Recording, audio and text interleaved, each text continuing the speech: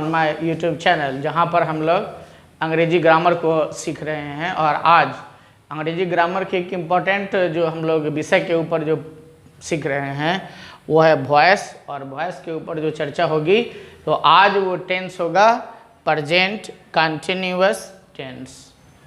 Present tense का ये दूसरा वॉइस है। इससे पहले मैंने प्रेजेंट इंडेफिनिट का ऑलरेडी सबमिट कर चुका हूँ, और आज हम लोग यहाँ पर प्रेजेंट कंटिन्यूअस टेंस के बारे में है। ठीक है, ओके। आते हैं, सबसे पहले हम लोग पहचान में आते हैं कि प्रेजेंट कंटिन्यूअस टेंस के वॉइस को आप जानेंगे कैसे। तो कहता है पहचान, जब एक्टिव वॉइस का वाक्य प्रेजेंट कंटिन्यूअस टेंस में हो, अर्थात सिंपल, जब टेंस का वाक्य यदि प्रेजेंट कंटिन्यूअस टेंस में हो और यदि वैसे वाक्यों का पैसिव वॉइस बनाना हो तो हम लोग निम्न परिवर्तन करते हैं। पहला में है कि एक्टिव वॉइस के ऑब्जेक्ट को नया सब्जेक्ट बनाते हैं तथा उसके अनुसार is being, are being, am being का प्रयोग करते हैं। ये हेल्पिंग वर्ब है जो कि कंटिन्यूअस प्रेजेंट कंटिन्यूअस टेंस में यूज होता है।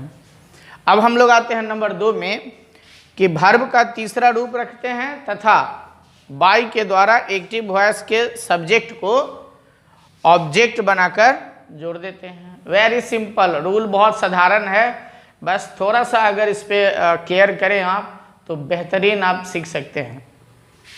रूल्स है, बहुत इंपॉर्टेंट है। New subject plus is being oblique are being oblique am being plus V3 plus by plus new object, ये रूल है, ये इंपॉर्टेंट है।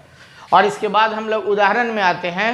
तो हमारा जो उदाहरण है वो उदाहरण है ही इज हेल्पिंग अस। पहला एग्जाम्पल आ रहा है आपके लिए, ही इज हेल्पिंग अस। यहाँ पर हम लोगों को सब्जेक्ट, वर्ब और ऑब्जेक्ट को पहले पहचानना है। तो हम लोगों ने जैसे ही इज हेल्पिंग अस, यहाँ ही जो हो गया वो मेरा सब्जेक्ट हो गया, इज हेल्पिंग ये मेरा वर्ब हो गया, और अस ये मेरा ऑब्जेक्ट है। जैसा अब हम लोग रूल में जानते हैं कि ऑब्जेक्ट को हमने पहला में बताया कि एक्टिव वॉइस के ऑब्जेक्ट को, ये जो ऑब्जेक्ट है उसको हम लोग नया सब्जेक्ट बनाते हैं। तो ऑब्जेक्ट मेरा अस है और अस का सब्जेक्ट क्या हो गया, वी। तो हम लोग पहले अस को वी में बदले तो वी के साथ हम लोग इज, आर, एम में क्या लगाएंगे, आर लगाएंगे। तो आर और उसके साथ मैंने बीइंग जोड़ा, जैसा कि रूल में दिया हुआ आर बीइंग। फिर वर्ब का तीसरा रूप, फिर हेल्पिंग है, यहाँ पर उसका तीसरा रूप हेल्प्ड को रखा गया।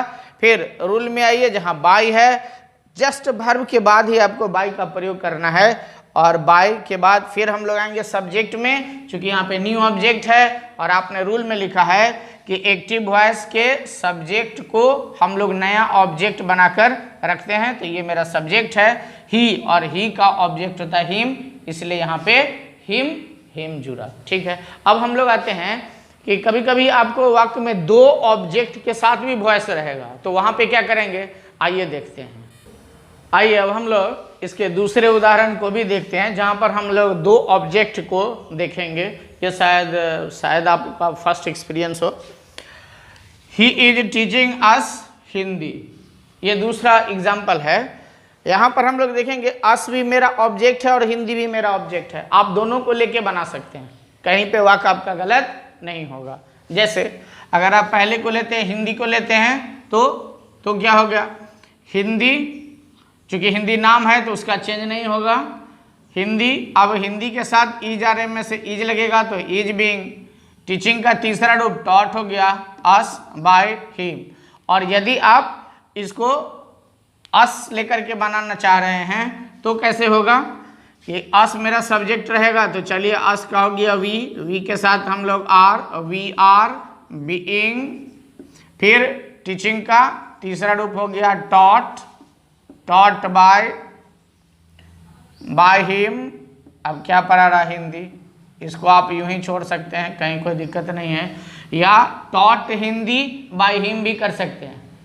ठीक है, हिंदी, और हिंदी को आप पहले भी ला सकते हैं और हिंदी को बाद में भी ला सकते हैं। ठीक है ना। अब आइए एक और उदाहरण हम लोग देखते हैं। एग्जाम्पल नंबर 3 में है राम इज बीटिंग देम। यहाँ पे ऑब्जेक्ट मेरा देम है, अब देम का सब्जेक्ट क्या होगा, दे के साथ इज आर एम में से आर लगेगा तो आर बीइंग, बीटिंग का बीटेन बाय, और चूंकि यहाँ नाम है, नाम का कोई चेंज नहीं होगा, राम का राम रहेगा, इसलिए बाय राम। अर्थात जहाँ नाम रहेगा तो नाम का सब्जेक्ट भी वही रहेगा और ऑब्जेक्ट भी वही रहेगा, सेम चीज रहेगा। तो यहाँ तक आपको समझ में आ गया होगा। अब हम लोग इसके निगेटिव और इंट्रोगेटिव को देख, आइए अब हम लोग इसके निगेटिव के रूल्स और इसके एग्जाम्पल को देखते हैं। Present continuous tense negative rule है आपका, new subject plus is not being, are not being, am not being plus V3 plus by plus new object. हमारा एग्जाम्पल आ रहा है इसके लिए, he is not helping us. यहाँ पे अस मेरा ऑब्जेक्ट हो गया, इज नॉट हेल्पिंग ये इसको हम लोग पूरा को वर्ब मानेंगे और ही मेरा सब्जेक्ट हो गया। अब ऑब्जेक्ट को हम लोग सब्जेक्ट बनाएंगे यहाँ पर। अब अस का सब्जेक्ट हो गया वी के साथ हम लोग इज आर एम में से वी के साथ आर लगाएंगे तो आर नॉट बीइंग, हेल्पिंग का हेल्प्ड, फिर बाय, फिर ही। एक और उदाहरण को देखिए, the teacher is not teaching him, फिर ये मेरा ऑब्जेक्ट है, इसका सब्जेक्ट हो गया ही के साथ इज नॉट बीइंग, टीचिंग का टॉट बाय द टीचर। हम समझ रहे हैं कि अब आपको निगेटिव समझ में आ गया होगा। तो निगेटिव के बाद अब हम लोग इंट्रोगेटिव की ओर बढ़ते हैं। आइए अब हम लोग प्रेजेंट कंटिन्यूअस टेंस के जो वॉइस को हम लोग पढ़ रहे हैं उसका इंट्रोगेटिव में है। हमने निगेटिव को देखा, अब हम लोग उसके बाद इंट्रोगेटिव में आते हैं। इंट्रोगेटिव का रूल है आपका, इज आर एम ये हेल्पिंग वर्ब सब्जेक्ट से पहले रहेगा, फिर न्यू सब्जेक्ट, फिर बीइंग, फिर प्लस V3, फिर बाय, अंत में रहेगा न्यू ऑब्जेक्ट प्लस प्रश्नवाचक चिन्ह। हम लोग एग्जाम्पल में हैं। एग्जाम्पल में पहला देखते हैं, इज राम हेल्पिंग यू। यहाँ पर यू मेरा ऑब्जेक्ट हो गया, फिर से हेल्पिंग वर्ब है, राम सब्जेक्ट है और इज हेल्पिंग वर्ब है। हेल्पिंग वर्ब शायद आपको पता होगा कितने होते हैं, मैं आपको बताता हूँ। हेल्पिंग वर्ब टोटल 24 होते हैं। यदि आपको नहीं पता है तो आप कमेंट में कीजिए, हम आपको उसका पूरा डिटेल डालेंगे जहाँ से आप और उसको विस्तार से सीखेंगे।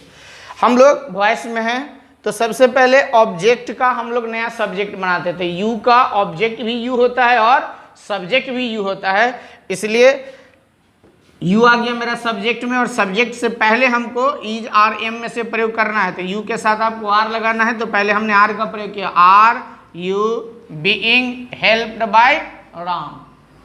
क्लियर? आते हैं नेक्स्ट में। दूसरा हमारा जो एग्जाम्पल है, आर यू प्लेइंग क्रिकेट। यहाँ पे ऑब्जेक्ट क्रिकेट हो गया, प्लेइंग वर्ब है, यू सब्जेक्ट है और हेल्पिंग वर्ब के रूप में आर का प्रयोग किया गया है। अब न्यू जो ऑब्जेक्ट जो है इसको हम लोग न्यू सब्जेक्ट बनाएंगे। तो चूंकि क्रिकेट एक ऑलरेडी नाउन है तो क्रिकेट को हम लोग क्रिकेट ही रखेंगे, उससे पहले इज लगाएंगे, is cricket being played by you. इस प्रकार इसका इंट्रोगेटिव का स्ट्रक्चर हुआ और दो एग्जाम्पल हैं। क्लियर है? हम समझ रहे हैं कि अब आपको प्रेजेंट कंटिन्यूअस टेंस पूरा समझ में आ गया होगा बहुत इजी ढंग से, और आप इसको विभिन्न प्रकार के एग्जामिनेशन या फिर स्कूल लेवल में इसका यूज आप कर सकते हैं। ठीक है, मेरा जो अगला वॉइस में जो वीडियो आने वाला है वो रहेगा प्रेजेंट परफेक्ट टेंस का। तो यदि आप अब तक हमारे चैनल को सब्सक्राइब नहीं किए हैं तो काइंडली उसको सब्सक्राइब कीजिए, जिससे कि सबसे पहले आपको इसका नोटिफिकेशन मिले। Thank you for watching.